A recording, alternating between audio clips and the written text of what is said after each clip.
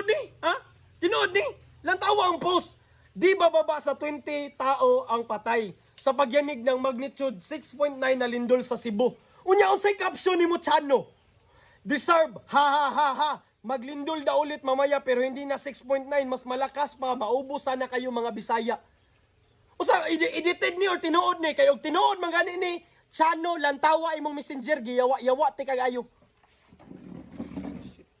Bulok ka kayo bay, bulok ka kay bay kani nga post bay. Dili ni para ni Chano lang, para ni sa warning shot atong ubang mga kuan diha, mga na Facebook account diha nga mag-post nga mga insensitive, nga magbugal-bugal, kabahin sa nahitabo. Daghan kay nangamatay, pamilya, mama, ginikanan, igsuon, igagaw nga nangamatay, nga nawalaan, then kamo naamo diri ga-discriminate. Ha? Ga-discriminate mo sa imong isig kaingon, kay lagi gusto mo kamuray Pinoy, Bisaya, Tagalog na abot. Grabe, waras naman kay nabay. Ha? Labaw pa may sa kabuang ning inani, unsa man ni kinsa ning anak, wala man ni seminar ni Chano. Bulok ka kay sa tawo bay. Para po sa ubang mga kuan diha no, mga vlogger, content creator nga gibugal-bugalan ang linog no.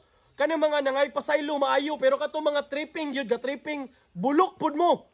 Ha, gikulap mo na ko tanan, bulok kay mo. Una-una daghan kay nangamatay. Apil mo ani pareha mo utok ani. Kani Chano, i-report ninyo ning account ani buang-buang ning bataan ni. Og tinuod man gani ni den dili ni fake news. Sus lamiya iampo nga mamatay mo tanan si pamilya oy pero di man ta inana no. So ako may istorya ani i-report na lang nato ni. And para sa atong mga followers diha og mga bata nga galantaw, kabalo na mo guys ha, nga dili maayo magbugal-bugal og itunong nato ang bugal-bugal sa sakto nga oras kay kaning mga panahon na daghan kay nangawala and be sensitive lang. Ha? Kay daghang masakitan sa inyong pagbugal-bugal kay wata kabalo na makabasaan na nga nawatyan, nawalan o ginikanan ina pamilya, anak, di ba? Hinaot na po tayo humanity ba, bisa gamay lang nga humanity ba, tabang na lang na simpatya para sa ato ang mga Cebuanos nga naigo og na naapektuhan sa linog no. Good health and God bless o ginaot kani mga inani nga mga buang maintag dinhi managhan sa kalibutan. Busit mo tanan eh.